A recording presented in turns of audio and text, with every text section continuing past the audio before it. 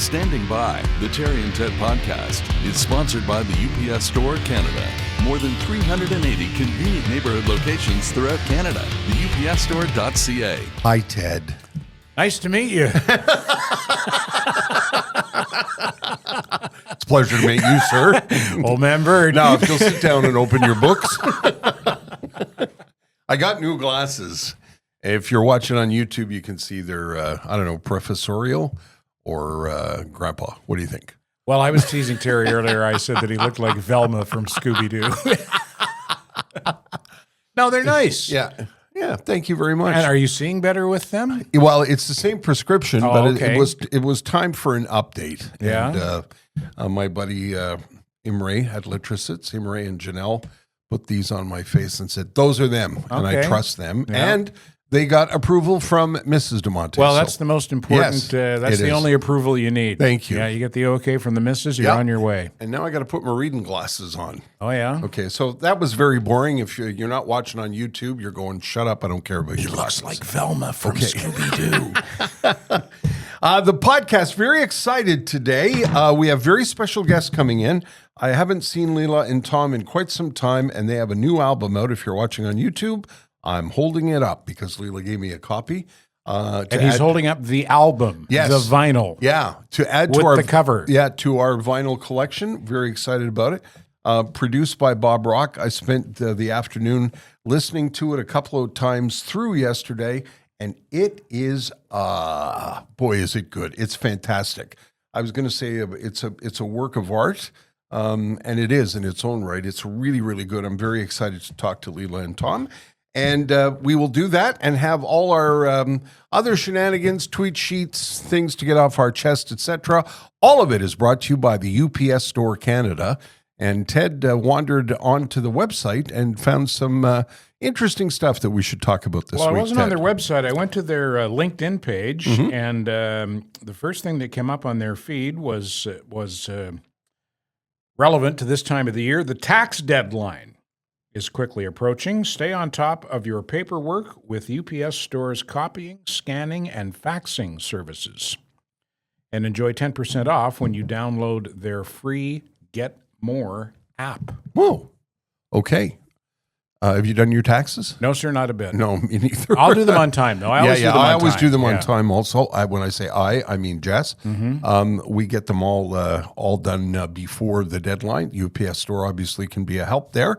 And we were talking last week about both of us just recently had packages shipped.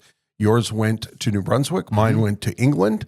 And the job they did was unbelievable. I was saying last week, UPS got my package to the address in England. And the address in England was, I can't remember it, but it was like Chertsey, 1 Bunny Hop Lane. Something very English sounding. Yeah, Old Wood House.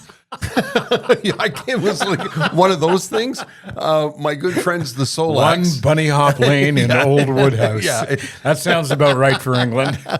Sorry, Toby. You wouldn't want me giving your address away anyway. Anyway, the UPS Store solved a problem for me, solved a problem for Ted, and they can solve a problem for you. They're our title sponsor of the Standing By podcast, and you can find a location near you no matter where you're listening to the podcast. And we do have people listening to the podcast hither and yon. And if you live in yon, there's probably a UPS store near you. Over 400 locations. And if there's not, hither's just down the road. There you go. UPSstore.ca is where you'll find everything you need. All right, Ted. So one thing I wanted to mention off the top, belated St. Patrick's Day wishes. Last week, we got the bum's rush here. We were getting hustled out of the studio because of a studio conflict. We didn't get a chance to mention any of the myriad of St. Paddy's Day celebrations. As a result of which, nobody in Montreal realized it was St. Patrick's Day. Yeah, right. That's not true because, first of all, it was the 200th parade. 200th, it's been going on for 200 years, that parade. How about that? They had great weather, and they had because they had great weather, they had great crowds. It was really, really packed. Sterling Downey was the chief reviewing officer. We know him. He's been on this podcast. Yes, he has been, and involved in local politics and a really good community guy. I saw Scott Phelan in a few videos. Scotty, our old pal, was part of it. There were 120 groups, 20 floats, 3,000 participants in the parade, and 19-year-old Amanda Keating was the queen of the parade. I wasn't there. I've had my share of parades. I think I was in 30 of them, if not more. And we didn't do our deedly either, because when we can't do it now because it's over. No, so. it's, the moment has passed. Yes. I went to the St. Patrick's breakfast at McKibben's Irish Pub in Point Claire.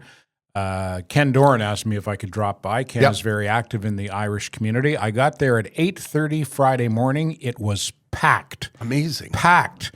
People were well into their green beer and their Irish coffee. The fiddle music was loud. And at one point, they had Irish dancing without musical accompaniment. And as I said on social media, it sounded like someone falling down a long wooden staircase. Clackety, clackety, clackety, clack, clack, clack, clackety, clack, clackety, clackety, clackety, clack, clack, clack. Was it because they didn't bring music? No, they just do that sometimes. Oh, sometimes okay. the dancers don't have musical accompaniment. Okay, It's gotcha. like tap dancing, Yeah. basically. Yeah. Yeah. But then the fiddle cranked back up again, and deedly. You ran for the door? Yeah. Yeah. Had a $33 breakfast, and I was on my way. What do you get for breakfast? Bacon and eggs. Yeah, bacon and eggs. And sausages. Oh, and sausages. Well, there you go. And beans. Yeah. And potatoes. Everything Irish. Yeah. Was it the same weekend you had dinner at our house? It was the same, yes, I was going yes. to say the same day, but no, it was the day before. Oh, okay. So Yeah. you had room for. I did. Yeah. Dinner at your house was excellent. Thank you very much. That's my wife Jess really loves to cook. She made a nice pasta with a nice pasta sauce, and dessert was unemployed pudding. Yep. That never clicked with me before, but that made me laugh. It's pudding Shomer. Shomer, Yeah. which literally translated is Yeah. unemployed pudding. In our house, that's what we call it. I'm going to make some unemployed pudding. Oh, good. That'll be delicious. Perfect dessert. And a beautiful bolognese sauce and homemade bread. How about that? That homemade bread was delicious. Find that. We should have sent you home with some of that. Well, thanks for having me up. By the way, I noticed on the way home, Yes. and tell me if it's just me, when I got on the 15 up north by your place, before you get down towards St. Sauveur where they have lights on the highway, the lines are all faded. Yeah. And I had trouble, like I had to slow down and thought, I've really got to focus on not driving off the road into the ditch and the woods. That's a good idea. Now, are you talking about Route 117? No, I'm talking about the Laurentian 15, the Auto Route? Laurentian Auto Route. Yeah, I suspect, I don't know because it's our first winter back, having been in BC for a number of years, but I suspect that will get attended to once the snow stops. It has to. They've got to put the line. You can't Yeah. see the lines. Yeah. There are no lines, no lights, no lines. Yeah. Did you have your looking teeth in? Oh, did I ever? Better slow down Yeah. here, I'm telling you. I was glad you came up because a lot of people that live in the city think, oh, God, it's so far. It isn't really. Well, it is when you get lost. Yeah, when you get lost. When you go 20 minutes past where you're supposed to turn off, which I did. Yeah. I was standing on the front porch of our house saying, where are you now? Well, I'm just up the hill. Well, I don't see you. Well, where are you now? It was like a bad... It was another hill about 20 miles north. And you were using your GPS. Yeah, well, it just so happens that there are two streets with the same name in two towns that are close to each other. That's so weird. Yeah, because it's not a common name. It wasn't like Saint Jean or something like that. Yeah. I was going to say, don't say our address. I'm not going to. We're on number 1 Asker Flars Crescent. Buddy Hop Lane in the old wood house. Did you tell me that Sugar Sammy has more shows? Is he planning to go out again? If I've looked correctly at his website, and I think I have, he's already got shows booked for the U.S. in October. Son of a gun. Yeah. He's still got Montreal shows coming up, and there are still tickets, believe it or not. Yes. for April, second week of April.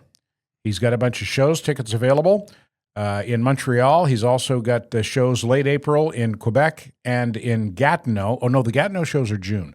Late April in Quebec. Some sold out. Some still have tickets available. Same deal with Gatineau. But as of right now, as of the time of this recording, 2 shows on Saturday, April 12th, and then 2 on Saturday, April 19th, and then 1 on Sunday, April 20th. Tickets available for all 5 shows, but act now. Oh, look, also Friday, April 11th, too. Don't wait. We always say this, don't wait. And every week, Ted and I look at the website, and those tickets are gone. Yep, they get snapped up. This is a note I got from Gino in Port Colborne, Ontario.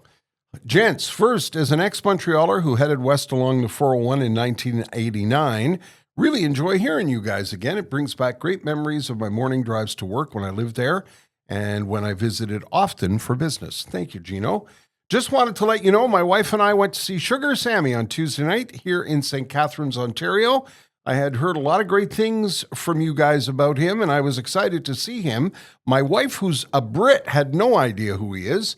We laughed so hard. He's very witty, quick, and knows how to work the crowd. I look forward to seeing his bilingual show at some point.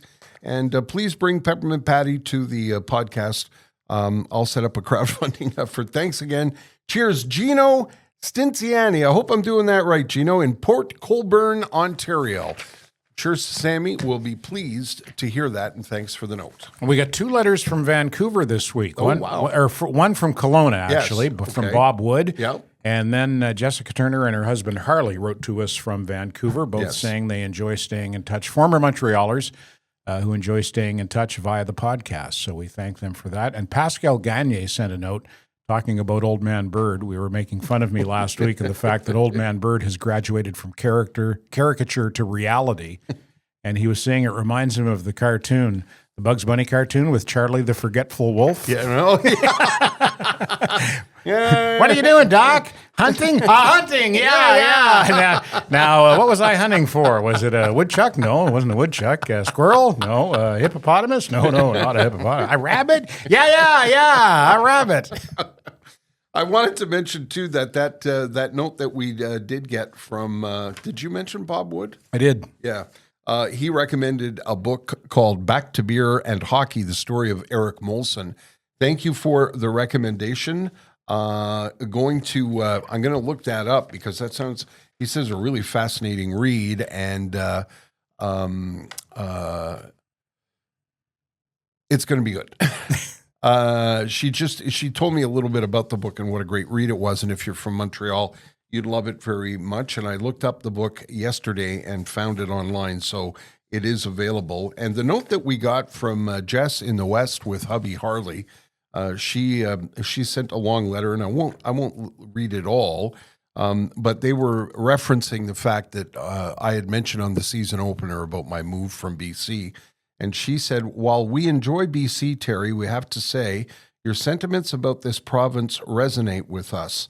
Is it that it lacks soul, flavor, or passion? Maybe. We love the mountains, the ocean, and year-round greenery, and we regularly hit the trails and go on sailboat excursions, but something still feels missing.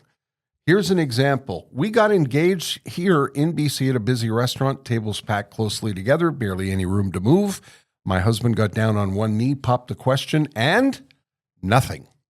Not a peep from anybody in the restaurant. The table 5 inches away didn't even glance over, let alone say congratulations. Wow. And all I could think was, if this were Montreal, the whole place would have erupted in cheers, and that's true. It was a great letter, Jess. Thanks so much for it. I appreciate that. That almost makes me mad. Yeah, she nailed it. Jess, you nailed it. That's exactly what my wife Jess and I were thinking of when we were making the decision to come back. Yeah, I wouldn't Those are want the to live kinds in- of things yeah, we experienced. I wouldn't want to live in a place like that. No. We have company, and we've kept them waiting too long. Don't you think? Sure, bring them in. Okay. As usual, we're going to play a little music while we get our guests comfortable. Lee-la and Tom from The Damn Truth are here to talk about their new self-titled album, which is out now.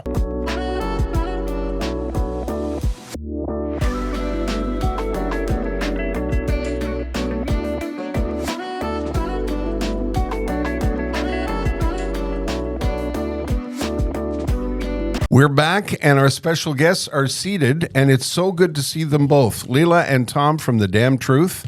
Hi, yous guys. Hello, hello. Thanks so much for having us. I'm so excited to see you guys, and I'm so excited to have you on the podcast because we can talk for the next 5 hours if you want. We won't keep you that long, but we're very excited. First of all, spent the afternoon yesterday with the album, and if you're watching on YouTube, there's the cover. They brought me a copy. Both Ted and I got a vinyl copy, which we're very excited because my wife Jess has a big vinyl collection. She'll be thrilled. I remember that. The album is so good. Congratulations. Thank you so much. You must be so thrilled with it, aren't you? I am very proud. I You really am. should I think be. it's our best work yet. Yeah, I agree 100%. And I know the kind of work that goes into putting a project like this together. So I want to start with the songwriting process because there are so many good songs on this record. So many that if I was still a music director at a radio station, I'd say that's a single, that's a single. I'd play Addicted. That's the first one I'd put on the air. Yeah. And there's an air of not tributes, but, you know, like when I was listening to, is it Willow or The Willow? The Willow. It's like a combination of, a friend of mine said on Facebook, like Zeppelin and Heart all together. It's just a real tribute to that era of the music. It's just so very good. And Thank you. I Thanks was so much. I was reading an interview where Bob Rock was quoted, and in the interview he said he wanted to try and create a live atmosphere. I'm not quoting him directly, but that's kind of what he was shooting for. How did it start? How did it start with rehearsals in a hall, or did you just get at it? Well, the way Bob Rock works is that he will only record out of one studio. He loves the studio in Vancouver. It's called The Warehouse. Yeah. It's owned by Bryan Adams. He loves the room over there. So obviously we're in Montreal. He's in Vancouver. So a lot of the pre-production process was done via the internet. So basically we would send demos back and forth. Wow. And the way he works, he puts so much emphasis on the songwriting. So before you even step one foot in the studio, he wants to make sure that the songs are up to par. Are up to par, and that we're ready. Did he kick a lot of them out? He did. Was- He did. There was yeah? because Was I there? mean we went with a big list. Like You did, eh? yeah. We prepared a ton of songs and we worked really hard on demoing them and making them, to the point where we felt, okay, this is good enough to send to Bob Rock, Yeah. right? And then and then he did. He sort of went, okay, I'm feeling this, I'm feeling that, I'm feeling, like there were certain songs that he was definitely, you could tell that he was more excited about. Let's put it that way. And for us, I mean, we really entered the whole process very, very open and very, very excited to be working with Bob again because it's our second time working with him. And we're just, we're really at awe with the magic that he creates in studios. So we were very, very, very open to any and all suggestions. Bob Rock, for people who don't know, is a legendary producer. Oof, is he ever. Aerosmith, Bon Jovi, Metallica, among others. Yeah. So music is a collaborative process, right? So there are going to be agreements and disagreements. If you're in the studio with Bob Rock and you disagree with him, how do you approach that? I disagree, Mr. Rock. Yeah, I think Exactly, actually. It's I think that people have this perception of Bob because of the movies that he's done and all that he's like a tough guy or whatever. But Bob is such a good Canadian boy, just like us, you know. And he there's this phenomenon that happens in the studio that somebody can have an idea, and maybe people are open for it, and we'll go in and we'll do whatever in the studio. We'll try to anybody's idea goes, That's the kind of attitude we have. And then when you come out to the control room and you listen back, there's a phenomenon where the speakers don't lie. You can hear right away, is it working? Is it not working? Sometimes Bob has a great idea. Sometimes has a bad idea. It's like, but he can also hear it if it works or not. Like, there's no egos, there's no fighting. It's just we just want to make the best record we could. How organized is it before you get there? Wow. I mean, it's incredible because there's assistants. I mean, the live room is immense. It's wonderful. It's very, very cavernous, high ceilings. And the warehouse sits on a warehouse of instruments, amplifiers, microphones. It's also Bryan Adams' personal collection. It's also Bob Rock's personal collection. So by working there, we have the incredible opportunity to use all of that. So when we got there, everything, like it's like a museum, like, all the guitars are spread out, all the, the drum, there's already like 3 different kits that Dave can try. There's a bunch of microphones for me to like sing into and see what I vibe with most. It's really, really incredible. I haven't been in a studio in many, many years watching, I used to work with bands, but 1,000 years ago. And back then it was like, okay, this week we're going to start with drum sounds, and drum sounds would take all day long. Thwack, thwack, thwack. That must have all changed with technology, has it? Yeah, for sure. But also, those guys, they have it down, I mean, they know what needs to be done. Bob has a drum sound that he likes, and his assistants know how to get it. Yep. So you show up in the studio in the morning, and everything is set up and ready to go. They don't waste time setting up when there's work to be done. There is such an interesting. I think that the process of songwriting includes, a lot of hard work, a lot of long hours, and some kind of sprinkling of magic dust. How do you guys do it? Hash. Lots and lots of hash. I like that answer. That's how I would do it. I mean, I think it's a lot of things. It's, first of all, it's the fact that we really love each other. The 4 of us really get along. We're a family. We're a unit. We enjoy being together, and we feed off each other. We really, really do. So I think that like we're excited to be in the studio together. We're excited to work together. Even after all the years and after all the touring, it's still very, very exciting. And we like to keep things like that, like very fresh and on the edge. And we're open to try different things. And even though, like, sure, we've practiced to the point where, okay, we're cool, we're good, but we also like to keep things a little bit loose and to try to get some, like you say, that bit of magic, that bit of something that will never was never created before and can probably never be recreated. And I'm just trying to capture that one day, that 1 hour. You don't have really a set sort of process. I'm fascinated. Like, there's the very famous story of the Bee Gees writing Jive Talking after going over a bridge that did that.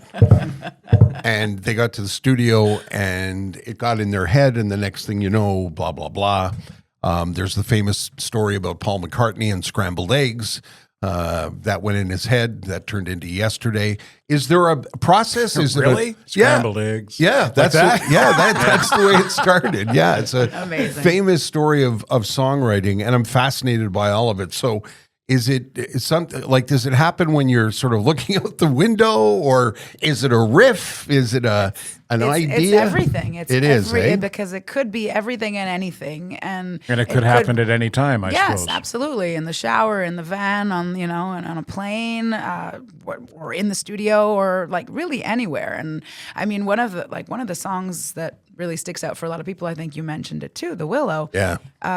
Was a completely forgotten recorded riff and song that was done live off the floor onto an iPhone, put into like Really? yeah, completely Wow. forgotten about, and then we found it again by by mistake. And when we listened to it, when I listened to it when he played it, I was like, "What is this? I don't even remember singing it. I don't. We didn't write a lyric there. It was all there. All the verses were there. The music was there, and it was just one of those things where you don't even remember it happening, and then you come back to it and it's like, oh wow, there's actually something here. This is kind of cool. We should do something with this. Wow, that's an incredible story. I don't know if you've. I've lost it. I'll get it back.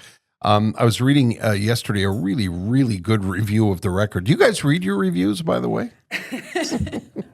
Some of them. Depends. This is what Bob told the band at the start of this project. When I hear you guys, I feel the spirit of Zepp 1. Let's make a record like that. Playing together live, feeding off each other's energy. That's rock and roll. That's what's happened? Yeah, I mean, Sounds like it. Yeah, thanks. I mean, Bob, he's at a point in his career where he doesn't really have to work anymore. You know what I mean? And he would be the first one to tell you that he just wants to work on the projects that he wants to work on. Yeah. And I think he's a fan of the same music that we're fans of, and he felt like we can, have fun in the studio and create something that's kind of unique in today's world. That not too many bands, not too many people are doing, and I think he found it exciting, just the way that we did. I'm not sure people understand what a compliment that is to you guys. This is a guy who's got more money than he'll ever need and doesn't really need to work, and says, I like you guys. I'm going to take you guys into the studio. How did you end up hooking up with him? I mean, we were on tour somewhere in Europe, and it was time to think about making another record. And we started throwing out names of producers in the van. And I said, George Martin.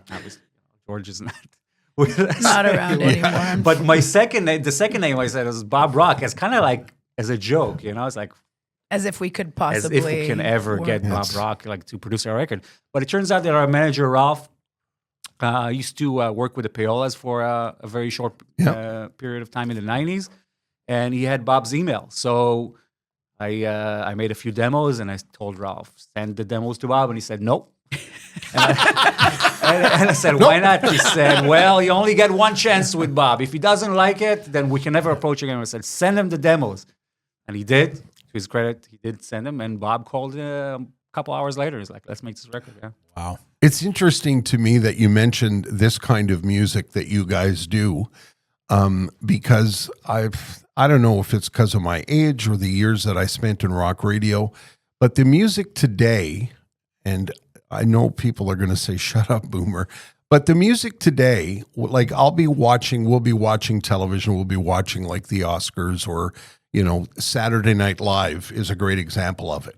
And I'll turn to my wife and say, what the hell is this?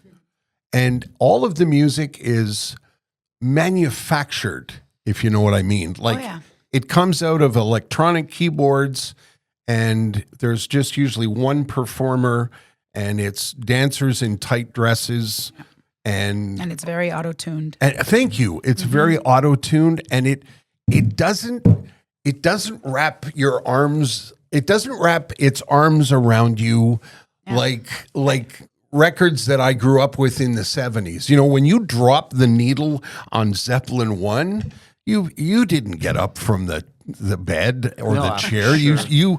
The only time you got up is to flip the record over. It throws its arms around you. You can tell it's born out of passion and love. For us and our friends, it's something that we talk a lot about, because it's beyond us. We don't really get it. Like, the only conspiracy theory that I can come up with about it is that, when you listen to a lot of modern music these days, it sounds very similar to what AI can create by itself, Yeah. And maybe it's kind of like a master plan of sorts to get us humans out of the way, because if you're gonna go and ask AI to create something like Deja Vu by Crosby, Stills, Nash & Young, it's impossible for AI to create it. Music that's not on a grid, with no metronome, with no auto-tune. Yeah. It'll be impossible for a computer to create that music by itself. It's very human-like, And when we make music ourselves, we always play at least the bed tracks together as a band in a room. We try not to use too much click, and definitely no auto-tuners and stuff like that. And it's, we want it to sound like people playing music. Yeah. That's a great album reference. You weren't even born when Deja Vu came out. No, I wasn't. But I love it. It speaks to the staying power of that era of music. Totally. Yeah, I think it speaks to that whole. I think it's one of the reasons that the people know what we're talking about. You know what I mean? If you're 19 years old and I say Deja Vu and you know what that is, because I think people go hunting for it. I think people, it's like the archives of rock. Oh, it still stands the test of time. It takes a human to create something like that. Yeah, well, Beethoven and Chopin stood the test of time. Maybe classic rock will to that extent as well. Yeah, I think it will. I think it will. And the other element is another part of it, which is something you guys are so good at. It's a good old fashioned rock and roll show when you guys play live. It's not dancers and laser lights. It's for people making music. Yeah, I'm going to play the shit out of this, and we want everybody to jump up and dance and yell. That's. Do I say old fashioned? I don't know. Is that old fashioned? I'm not sure. Is it? It's. I don't know, because No, I don't think it's old fashioned. No, I think for a us- lot of people still like it that way. It's just everyone is just different tastes. you Yeah. know, different eras, different tastes. This review that I was referencing to you before says the album is big on hooks, catchy riffs, along with light orchestration on a few tracks. This self-titled album shows the value in taking the extra time to stretch out and record original material that previously was uncharted. Each member of the quartet brings their own range of influence to the music, and the amalgamation is an exciting, guitar-driven sound that is uniquely theirs. I think that's a pretty good review and a pretty good description of what you guys do. Thank you. And yeah, I don't know who wrote it, but that's Yeah. pretty awesome. Do you have favorite tracks on the record? Sure. Of course. Yeah. And what are they? For me, The Willow holds a very, very, Yeah. very special place, and The Dying Dove is super powerful. That one, and I mean, I've got a lot. I also really Hard to choose, eh? Yeah, Yeah. I mean, this is They're all the- your it's all- babies. yeah, for sure. But it's also the first time I've ever worked with other singers. Like we brought in two really incredible, talented vocalists to sort of do a bit of group tracks and a bit of like kind of creating like a choir or. I was going to ask you about it because I forget what the track is, but I thought, is that a choir? Yeah, so in three, basically they sing backups in 3 songs, and I also sang with them in the Yeah. choir as well, and sometimes the guys as well in some points, and it just adds this depth of vocal that we've never had before, and I love it. It really expanded the music for me, and it makes me feel. Like, oh my God, how am I going to recreate this just by myself? So I've been working the boys like a mad person, whipping them into shape. They've got to, they got to sing. Everyone's got to sing. Dave's going to have one of those Madonna mics back in the, with the drums. And we've all got to be singers now because it really adds so much to have all those vocals. When from the point that you started sending Bob tunes to the time it was finished, how long a period was that? It took about a year, but also, Wow. I mean, we're a working band, so we Yeah. tour a lot, and we went to Vancouver twice. We made the album in 2 sessions because we had a tour with Glenn Hughes in the UK in the middle, and then we came back and we finished the record. So it took about a year altogether. Is it still, like I said, I haven't been around a studio in many, many years. Is it still, do they still mix it the same way? Like, does the final mix, is it Bob and you two guys behind rubbing your hands? And No, saying, not really. I think the bass should be louder. Is that still go on? Mr. Rock. They use a different studio for the final They mix. do. Yeah. We do. I think they get most of what the tracks are going to sound like in the original studio, but Yeah. the final mix is done somewhere else. And are you guys involved in the final mix? For sure, yeah. Yeah. It's always a back and forth. Yeah. We do it remotely, Oh, obviously. remotely. Yeah. Okay. Yeah. But yeah, definitely. And when you finally get the record, what does that feel like? Like when the box came and you open the box and you take these out, like Yeah. wait, can you describe And the what that- first was the first listen on vinyl or Yes, digital? It was on absolutely. vinyl, yeah. Well, I mean, we had the mixes were coming back and forth, so Right. that's digital. But the first was to approve of the vinyl, the actual original cut. They do a the test original- the pressing, test so you pressing. gotta sit down and listen very carefully, make sure everything works fine. Yeah, Because when but- the record, it's like I've heard authors tell me this, when they get a book published and the box turns up at their house and they open it up and they hold it and some of them cry. yeah, it's for me like it's a very very it's a beautiful feeling, but it's also this feeling that, oh my God, we did it. Like there's so much back and forth and there's so much we have little tweaks and like you go and until you hold the copy in your hand, you can't believe it's actually done. Yeah. And there's always we always want to improve, and oh my God, should we do something different? But when it's done, it's done. It's wrapped in shrink wrap and leave me alone. I'm not talking about it. It's like there's nothing else can be done. Yeah, stop talking. Yeah, it's out there. Stop talking to me about it. The album design is absolutely beautiful, Thank you. and the picture on the back is reminiscent of some really classic albums through that. I've seen throughout my life. I absolutely love it. Tell me where this picture was taken and who designed this. So this was taken in a chateau in France, in a beautiful, it was like a bed and breakfast that we'd found, Airbnb for crying out loud. We're very, very lucky to stay there. It was a beautiful old castle, gorgeous rooms. Everything was like meticulously put together. We had a show the night before in a really small town, which was insane because it was like packed to the brim with people, and it felt like the whole town and all the towns surrounding came to fill the hall. That's and nice. It was awesome. And then this was taken probably at 7 a.m. because we had to leave by 8 or something to get do a 6-hour drive. So we're all just wearing the same clothes we went to sleep in the night before.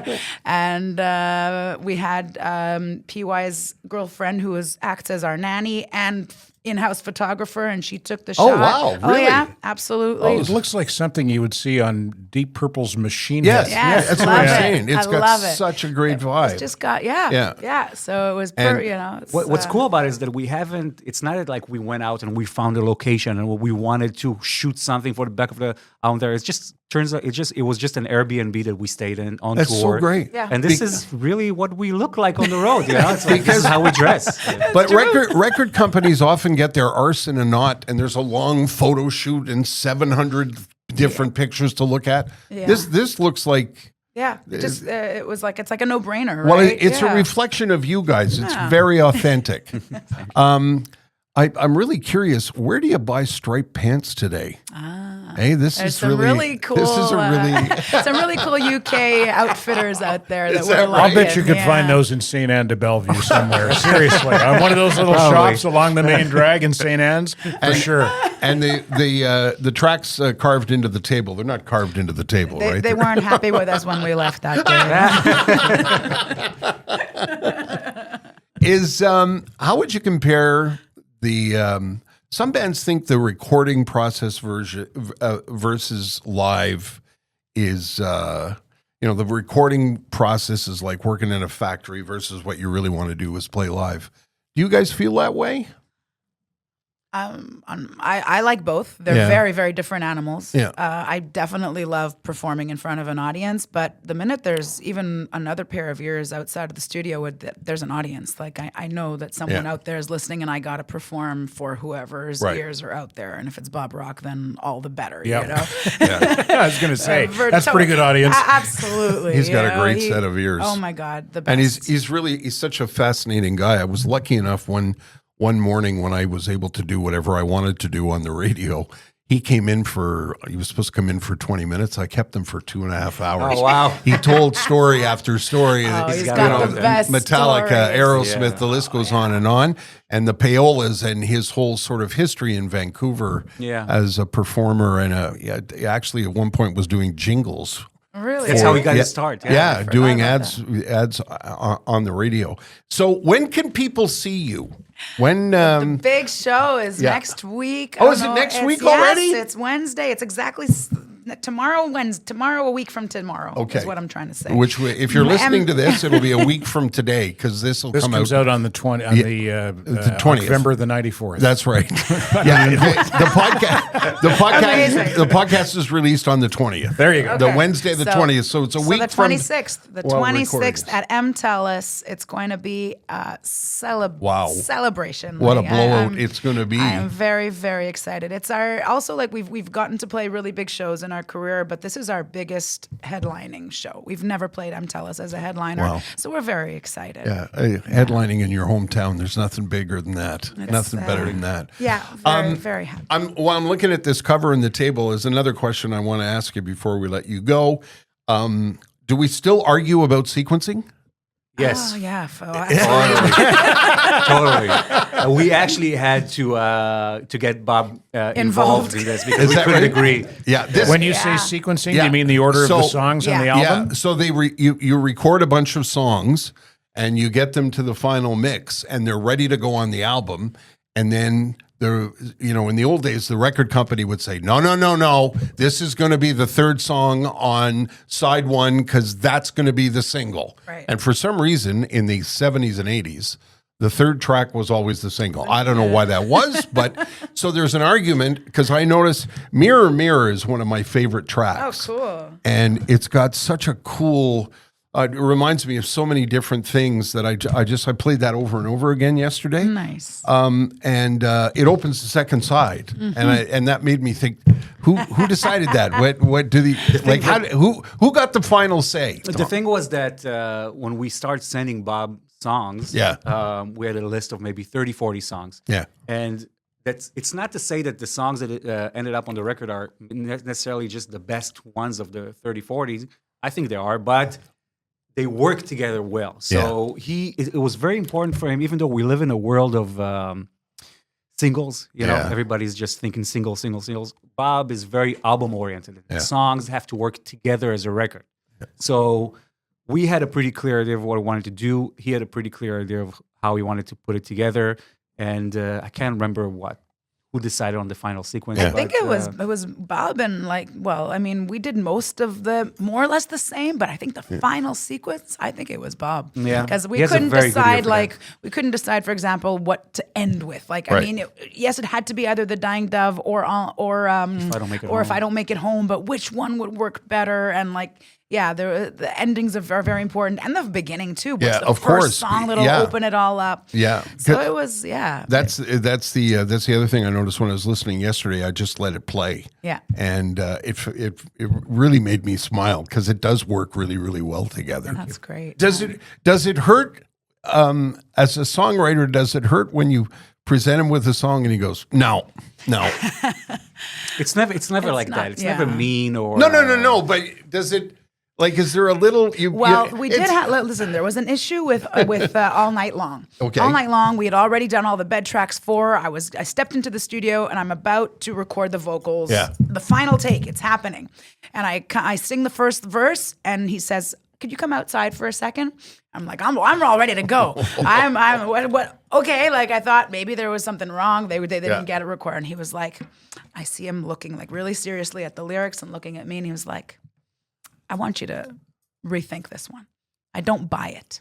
He said in those words, I don't buy it. Cool. And I was a little taken aback. Because I couldn't think how I could change it or how I could make it any better. Or there wasn't one glimmer of idea of what do I write about now? Or what the hell? I was like, this is it. This is the time. It was like, come back after your tour, do your Glenn Hughes tour, come back, think about it, and sort of rewrite it.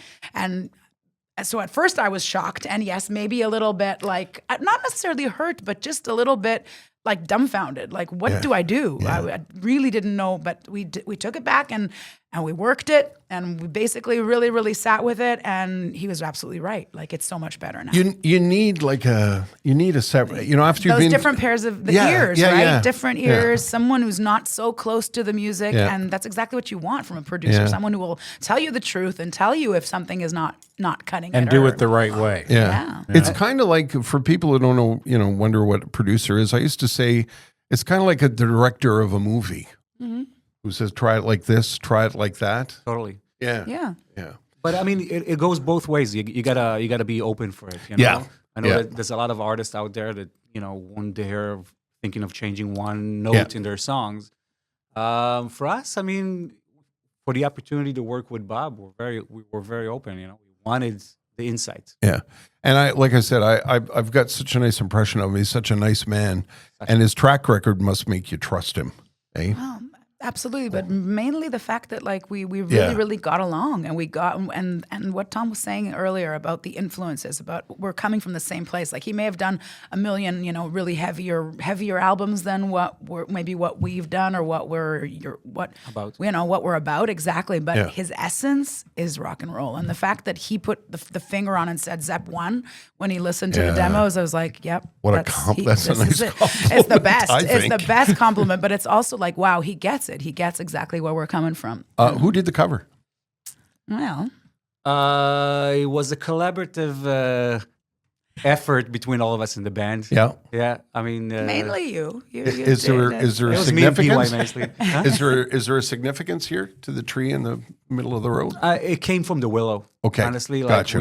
It started as just the signal. Yeah. Signal, and Yeah, it was just supposed to be like the single art, but Yeah. because we liked it so much and Yeah. it was so wanted to- striking. Beautiful. Yeah. Yeah. It's beautiful. I got to stop looking for secret messages It's and really, everything. it's a beautiful album cover. Yeah, it's a it really is. cool album cover. Thank you. It's your best work. You must be so proud of it. I'm so excited for you guys. Thank you Congratulations. so much for Thank having you. us. Thank you so much for coming in. You've been very generous with your time. And break a leg, as they say on Wednesday. Yes, hope to Okay. see you guys there. Thank you so much. The Damn Truth, the new album, is out now, self-titled. We'll be right back.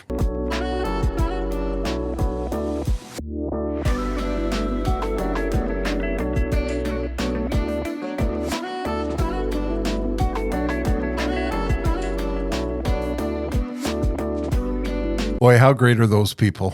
I They're just love nice. those I'd never people. met them before. Yeah. I met them briefly the other Yeah. day at a Strangers in the Night news conference Yeah. because they're going to be part of Strangers in the Night this year. But that was the first chance I've had to sit and talk with them. Yeah, they're lovely. Tom and Lee-la from The Damn Truth, do yourself a favor if you haven't picked up the album yet. Go on YouTube after you finish listening to the podcast and listen to Mirror, Mirror or The Willow. Gives you an idea. Those are two of my favorite tracks on the record. Such a great record. And I'm just thrilled for them because like I was saying during the interview, Bob Rock's a man who doesn't have to work. So the fact that he said, I like you guys, I want to help you guys, that's a huge compliment to what they do. Yeah. The Damn Truth, the pride of Montreal. I forgot to mention, when we're reading the mail that we got at the beginning of the podcast, Jess in the West with her hubby Harley, when she sent the note we were referring to, she closed it with this. One last thing. I really appreciate how much you both support and highlight family-run businesses. We need more of that in this country. And if we ever do move back, I'll be taking my car straight to the Mersons. I just appreciate that sentiment, Jess, that she likes the fact that the people that support the podcast are family-run businesses. I made my appointment with the Mersons this week for my tire change. Going to be going in early April, and now's the time to call because Yes. the spots book up fast. You get your winter tires on, you want to get them off, get your summer tires on. The Mersons can take care of you there. They will store your winter tires. They store my summer tires, so they're sitting there waiting for me. And I said, how about an oil change while we're at it? And they said, yes, sir, 3 bags full. And as we've mentioned before, they'll check out everything else as well to make sure I'm in good running order. The Mersons always make sure that that your car is in good running order and that you'll be safe when you head out onto the road as long as you're not, hammered. Yes. Don't do that. That's on you. Yeah. Yeah. And I was thinking about the other day is I just like going into the shop. Well, yeah. There's like a Everybody's I so know- nice. Yeah, and there are people there who've been there for a long time, Yeah, like Charlie, the yeah. service manager. Yeah. I'm gapping on his name who takes the cars in and out of the garage. Yes. He's been there forever. Yeah. I feel bad that I don't remember his Well, name. that's Because okay. I do know his name. Yes. But I'm It'll having- come to you. Yeah, I'm having an old man bird moment. And in the waiting room, there's people who are there every season. And, the last time I was in there, when I was having my winter tires put on, you end up having like a sort of a little, waiting area sort of Reunion. party. Yeah, yeah. It's a really, really nice vibe. And it's because it's a family-run business that we've loved for many, many years. They're just past the corner of St. Jacques and Cavendish. Make sure you make an appointment in advance. And if not, if you're driving by, pop in and say hello and make an appointment in person. The Mersons, they'll look after you and your car. Hello. Are you going to tell us about the Riches? I am, as soon as I find the note that I got from Linda this morning, because I Okay. shot her a note and I said, what do you want us to mention on the podcast, besides the fact that Pierre Yes. from Robert Richer Jewelers is going to Antwerp, Belgium, the diamond capital of the world, next month. So Where he's invited to go every year. You can't just wander in off the street to the diamond Ding factories. dong. Yeah. What do you want? Yeah, it's actually in that world. It's a huge compliment to his abilities Yep. as a Gemologist. Thank you, gemologist. Yep. A gemologist. I wanted to get it right. So he's going over there to hand-pick diamonds for clients. So if you want something hand-picked, if you've got a big occasion coming up where you would like to present a rock to somebody, go see Pierre before he heads over to Antwerp in April, and he'll give you an idea of what you can get and what it'll cost you. And he also brings diamonds back, and you can go into the store and, he brings back more than he needs or more than is ordered or has been ordered in advance. So anytime you can swing by and pick up a diamond or two. Yeah, but we joke about this every week. You can also find something that is in line with a more modest budget. If you're not looking for diamonds, you're looking for a birthday gift or an anniversary gift, something like that. There's, bracelets and necklaces and really something for almost every budget. Or you can go and they'll give you money. Yeah. Get a load of this. Linda says, mention that gold is soaring again and we buy gold. No fuss, no muss. It's surprising what we have, not we as in Robert Richer Jewelers, but what anyone might have laying around in their drawers. It adds up fast. We test it on the spot and pay on the spot. There you go. Got some gold, some extra gold lying around? I know I don't. But if you do, Robert Richer Jewelers will buy it from you. And the price of gold is, as she says, is high now. They're on Dorval Avenue. 309 Dorval Avenue, right across from the Hoopla. Yep, right across from the Fritz and Plitz. Yep. Yeah, the Super C, That's the right. Maxi, Yes. the No Frills, Dorval Mall. the Sobeys. The Dorval Shopping Center. Speaking of Dorval, Yes. I was at the Dorval Marriott Airport Interminal Hotel last week for Brenda Rodrick's retirement party. Brenda Rodricks is one of the most capable and respected hotel executives in the country, not just in Montreal, but in the country. She was the general manager of the Omni downtown. Marriott hired her away from the Omni and got her to open the Interminal Hotel, Marriott Hotel at the airport in 2009, and she was the general manager from the get-go. And she has now retired and is going to travel and see the world. And what a great event her retirement party was. All the bigwigs flew in from Toronto, maybe some from the States as well, and they all argued with each other over who was responsible for hiring Brenda. It was my decision. No, it was my decision. And the nicest part of it was you could see the kind of respect she has from the people she works for and who work for her. Mm-hmm. And the ones who work for her, a few of them said a few words, and there was one guy who cried. Wow. Yeah, because he was so sad that she was going. Compliment. And they all described her as a leader, a mentor, and a friend. Wow, that's nice. And that's pretty tough to do, I think, in a management position. To be somebody's friend as well as their boss, I think that's a pretty delicate balancing act. But it's one that that Brenda just has that personality. She's such a lovely person and such a capable hotel executive in the business for 50 years, which is remarkable because she's only 46. Wow. That's what I told her. I said, not everyone gets to retire in their mid-40s. And she said, I like you. So God love you, Brenda. Oh, that's nice. Happy retirement. Well-deserved. Yeah, and you said it was a nice spread at the hotel. Oh, it was a beautiful spread. That's Yeah, nice. well, that's a first-class property. Yeah. I mean, that's not a place where you crash before you catch your flight the next morning. A lot of big events on the West Island take place at that hotel because they have the facilities. It's a 4.5-star property. A lot of businessmen do indeed crash there before they take They do, their yes, flight. yeah. I wanted to, I was saying to myself, because I talk to myself at home sometimes. My wife is working in the office down the hall, and I'll be sitting there saying, well, sir.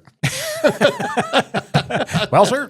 And I thought to myself, Jesus, this burns my ass. I wish I could get this off my chest somewhere. And then I thought, wait a minute, we have a podcast. I was on the Facebook, and I was reading Valerie Plante's explanation of what she's doing to the mountain. She's going to close the mountain. And Close the mountain as in close the road that goes over the mountain, which is what, Côte de Neige? No, it's Camille Hood. Yes. Camillien Hood. Yeah. Is the name of the street. And this has been a topic of conversation since Valerie Plante and her party took over. Josh Freed wrote a really great column about it in the Saturday Gazette. The title was "This Mountain of a Decision Should Be Made by All of Us." And in the opinion piece that Josh put out, he said it's only 8 months till Montreal's election, but the biggest city issue of our times is being hidden from sight before we get a chance to vote on it. City Hall has begun awarding more than $90 million in construction contracts to close off the eastern side of Mount Royal to cars and buses before the election in November. And under the city's plan, all that would remain of the car route, Camellia Way, is a cycling lane, of course, and a pedestrian hiking path. Now, I don't know if you've ever driven up. If you go to breakfast at Beauty's and you drive up and over the mountain, hiking would be the word. Because, unless you're, 20 and it's a going for schlep. a run. Yeah. And it's a big uphill climb is what it is. Construction isn't planned until late 2027. And the mayor pledged not to close the road after having a massive consultation process. And she's changed her mind. So she's awarded the contract now so that if there is a new administration in November, it would be almost impossible to reverse it because you'd end up paying high penalties because the contract has been awarded. And what's the point of the exercise? To save the planet? Yeah. Okay. That's exactly right. In Valerie Plante's Facebook post, she said it's to reinforce the biodiversity of the city and protéger le milieu naturel menace. So, if cars drive, then everybody dies. That's, it's not an unfamiliar position with the mayor and the local civic government. But that's a great point that Josh Freed makes. That's everybody's mountain, and that's a decision everybody should make. That shouldn't be arbitrarily made by the government. I agree. He said, quote, the proposed new East Side Cycleway would just serve a microscopic number of super fit spandex cyclists, about the only people you see on the road's grueling eastern incline. It would shut out ordinary East End families, often new immigrants who drive up the road on summer weekends, toting barbecues, chairs, and coolers in the trunks because they like to use the mountain. And the mountain belongs to all of us, Josh said, and all of us should have a say. And what really burns my ass about this, I don't want to hear, I'm sure I'm going to get notes and letters from people about, you old guys in your cars and cycling and bike paths and blah, blah, blah. None of that. I don't care about any of it. What really sticks in my craw is the cynical thing that she's doing.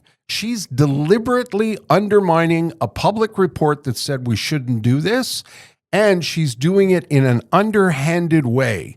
So she's awarding contracts before she leaves office to tie the hands of whoever is in the government in December of this year. And so few people vote in the civic election. Yeah. I wouldn't be surprised if her party is reelected and it all becomes a moot point. And it's not long before all of the city is close to cars, because that's a big, I know it's not all they do, but it's a big plank in their platform. Is, the greening and the menace of the cars. And it's going to, is it going to be greener? Yeah, people are comparing it to Central Park. That's bullshit, because if you've ever been to New York City, you can drive to the corner of Central Park and access the park on foot without a problem. You can get out of a cab and put your foot on the sidewalk and then walk into Central Park. That's not the case with Mount Royal. And you don't have to climb a mountain while you're at it. That's what I'm saying. Yeah. So it's going to take away access to people who, you want to take your grandmother up to see it, or, people who've been going up there on the week. Anyway, what I hate is the cynicism and the hypocrisy. That's what's happened in politics now. You do a public consultation and you say, I'm going to stick with this. This is the public consultation. It says not to close the mountain. And you say, I agree that I will abide by what this consultation says.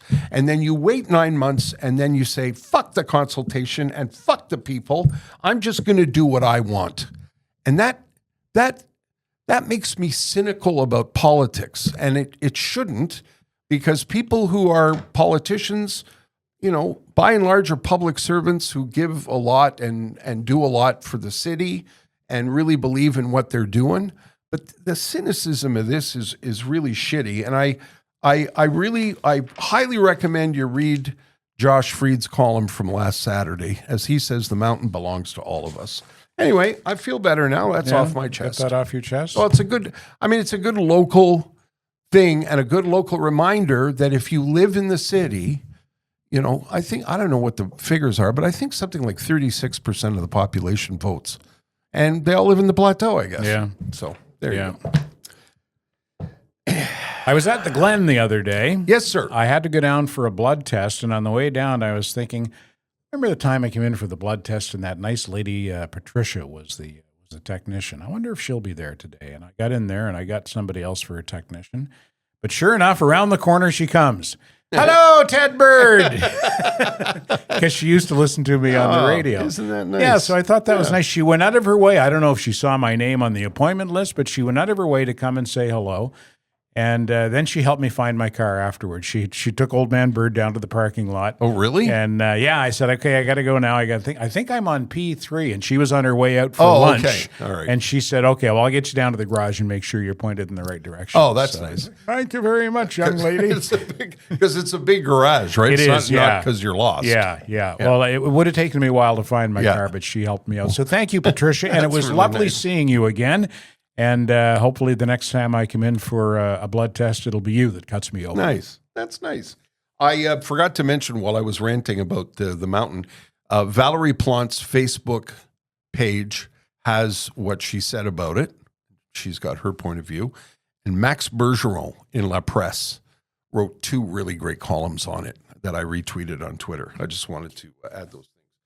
So, what have you been watching, Ted? Let's give our recommendations. Well, not much because I only have cable. I've been watching the Montreal Canadiens, basically, Really? and they're on a roll again. Yes, they are on a roll again. I'm It's excited pretty about exciting, the Habs. eh? They might make the playoffs this year. Yeah, and even if they don't, they've been exciting to watch. They are competitive in every game. Every game is a nail biter. It's really exciting. I don't remember the last time they got blown out. I think it was the 7-3 game they lost to Toronto like 2 months ago, where they went up 3-0, and then the Leafs came back and blew them out of the rink. But they always compete. They're an exciting hockey team to watch, and that's all I've been watching. They've done a great job, eh? Like the management With the rebuild they have. Yeah, the management Hughes, level. the general manager from Yeah. Beaconsfield. Yep. He's going to be at Beaconsfield High School soon. I'm not sure exactly when and what the occasion is. I think it's a homecoming sort of Nice. thing. But that's pretty cool. Yeah, that's really when cool. an alumni who happens to be, or an alumnus who happens to be the general manager of the Montreal Canadiens swings by the school, you think the kids will be excited? Yeah, no kidding. Yeah. So what are you doing now? I don't know if you heard. I'm jumping into the Canadiens. You're the what now? Yeah, that's good to hear because it's been long overdue. And people have been saying, people that have been watching more hockey than I do say, Martin Saint-Louis deserves. Yes, he's doing a good deserves job a too. real- I think he was on some shaky. I don't know if he was on shaky ground, Yeah, it but was- I know a lot of people for a while were saying maybe he's not the guy. That's But, when he stopped shaving, I think. I think that it was the beard. That, the that beard was the tough. Yeah, that was, the beard was the key to the yeah, turnaround. I think so. Well, I have some of the fancy services at home. You do? And I wanted to mention this. There is a show that you may have seen people online talking about called Adolescence. Adolescence is a 4-part series that is unique for a whole bunch of reasons, including the filming style. It's all in one take. It's not edited. It's got this really live, intense appeal to it. And it's a story that Stephen Graham put together. Google Stephen Graham. You'll recognize his face right away. Stephen Graham, if you watch The Irishman, he was the guy that gets into the fight with Al Pacino in prison. Was he also Tommy in Snatch? I think so. Yeah. Yes. Yeah. Very, very talented actor. And as it turns out, I think very talented writer. And Adolescence is about the state of schools, you could say, on one hand, the state of kids on the internet, the state of kids with phones. And the story is the story of a 13-year-old boy who is accused of murdering a fellow student. And it's intense. It's fabulously acted. There's a young man in it who's never acted before, and he plays the main character. Owen Cooper is the kid's name, and he is astonishing. Jess and I were watching the 3rd episode of it, and we couldn't believe our eyes. The acting was unbelievable. It's intense, and it's really, really good, and it makes you think if you've got nephews or nieces or kids in school. It all takes place in England, so it's not a story that you can relate to locally, but this is so good. It's on Netflix. It's called Adolescence. And you say it's all done in one take? Yeah.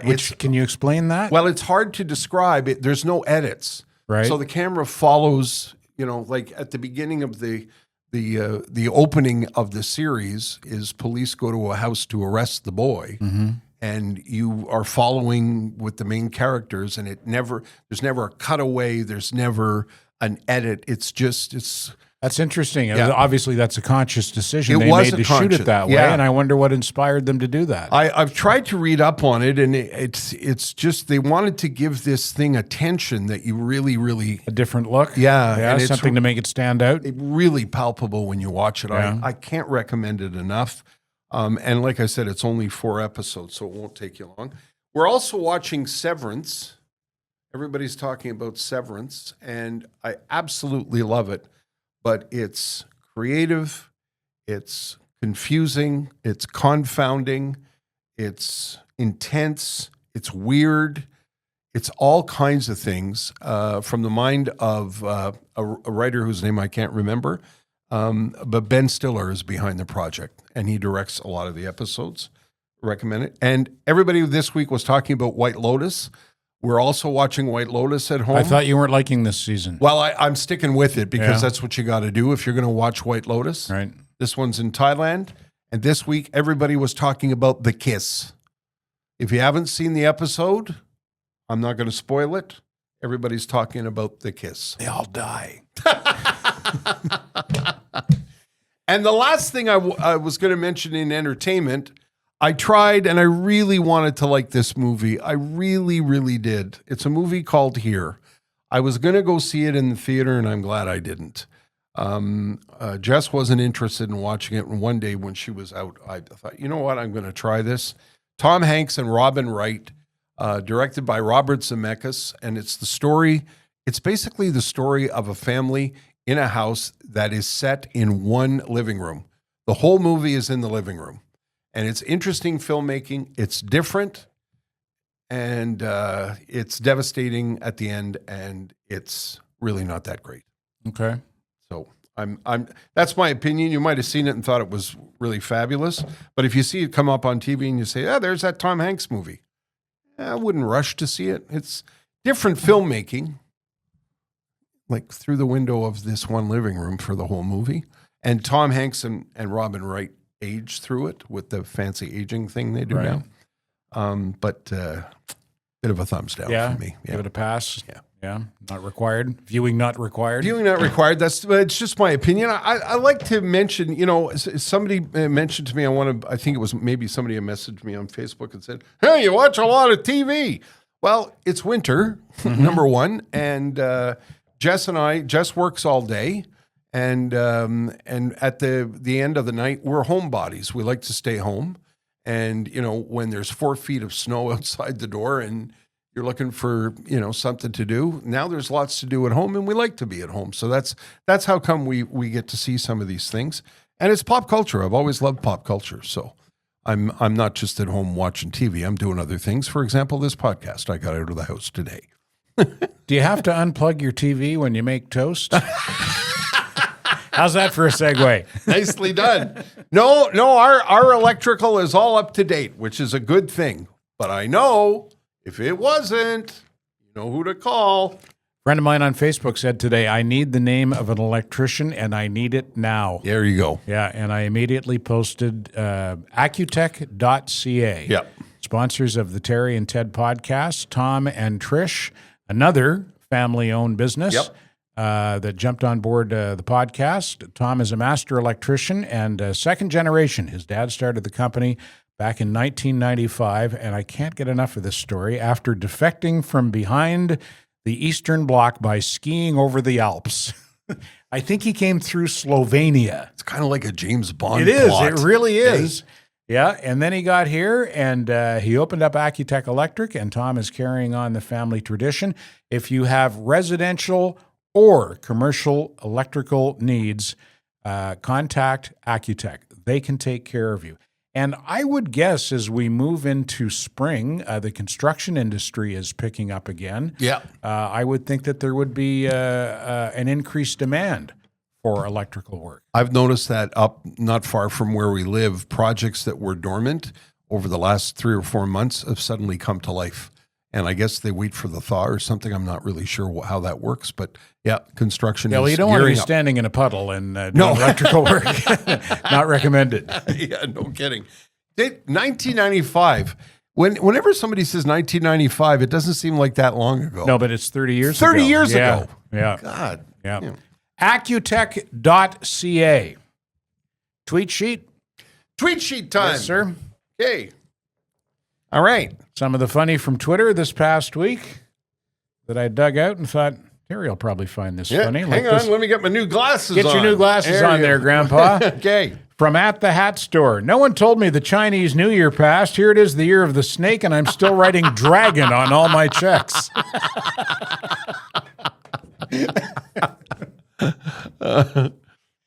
From At Cool Math Game. I hate old people, man. I was in the war. Congratulations. I'm going to be in the next one, and they have laser beams now.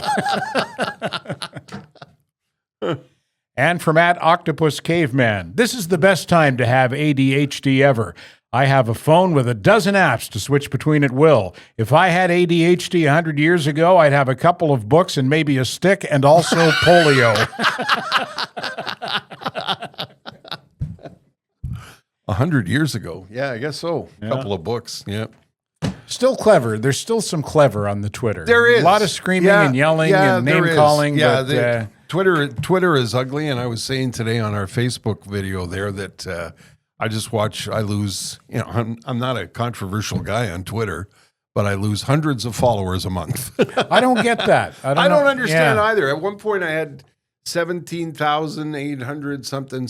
You think maybe it's people going to Blue Sky, but I never hear anyone talk about Blue Sky. I don't know what it is. I think it has something to do with whatever Twitter does with the algorithm. Like we've noticed on Twitter, we used to post videos on Twitter from this, or we'd be outside a UPS store or whatever, and 3 or 4 or 6,000 people would watch those videos. Now it's 3 or 4 or 600. Yeah, if we're lucky. Yeah. So I think they've adjusted the algorithm so that if you don't pay, if you're not, what do they call it? Verified. If you're not a verified account, which means you're not sending them $15 or $20 a month. Then you can piss off. Yeah. Exactly. Yeah. They And suppress your account. Yeah, I'm not getting verified, and I don't. Maybe it's because I don't do enough rage farming. I don't know, but anyway, why was I saying that? Why were we talking about Twitter? Oh, because of the tweet sheet. There you go. Yeah. By the way, we'd appreciate a follow along on Facebook. We do have a Facebook page called Standing By the Podcast. Just type in Standing By on Facebook. And if you follow along there, for some reason it helps us. I don't understand why, but we have Facebook. Yep. We have a Twitter or X account, and we're also on Instagram. On the gram. Find us there. And we have a website, terryandtedpodcast.com, with little bite-sized treats in the form of promos. Yeah. From past episodes. Clips of the shows. Yeah, which Terry's wife, Jessica, diligently posts. Yeah, and now Jess has put on all of our this season's episodes are accessible on the website if you want to access there. And that's where you can go also just to find us on, it's one-stop shopping to watch us on YouTube or listen on Spotify or Apple. And you can also email us there, or if you'd like to email us directly, standingbythepodcast@gmail.com. The executive producer of the podcast is the good people here at the Pantelis Comedy Network, and Jessica Dion DeMonte. My wife is our executive producer, and Our thanks to Matthew Hutchinson. Matthew Borgelli. Did I pronounce okay. that properly, Matthew? Okay, Close enough, he says. Okay, what's the proper pronunciation? Borgelli. Hey. Oh, hey. Okay, there you go. Matthew, thank you very much. And thanks for checking in with us this week. Hope you'll do it again next week. And a big thank you to The Damn Truth. Buy their new album. It's out now. See you next week. Standing by, the Terry and Ted podcast has been brought to you by the UPS Store Canada, delivering full-service solutions for your small business.